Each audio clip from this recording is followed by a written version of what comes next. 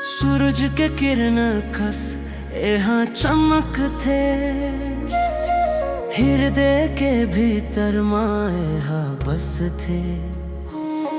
जब होतस तू हर मन हा उदास, बड़ा थे हमन के आयास।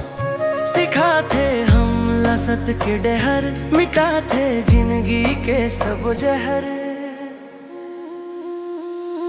हवे बाइबल परमेश्वर के वचन, देते जिंदगी लानवा ये दर्शन। अंधियारी माँ अंजोर देखा थे, प्रभु यीशु के माया लावता थे। एहा बताते यीशु के कहानी, जिन्हा दे दीस अपन कुर्बानी। पाप लधो के हमला बचाए, नवा जिंदगी हमला देवाए। दयाओं कृपा के यह भंडार, करते हमर सबके उद्धार।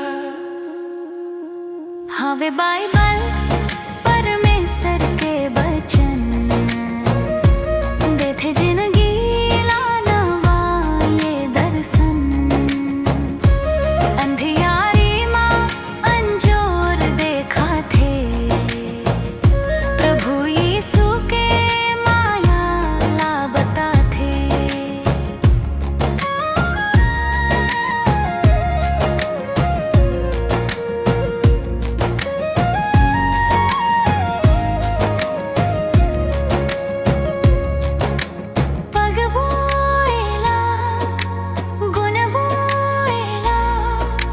जिंदगी माँ अपन उतर बोएला।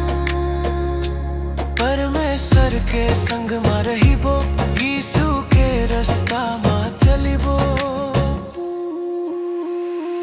हवे बाइबल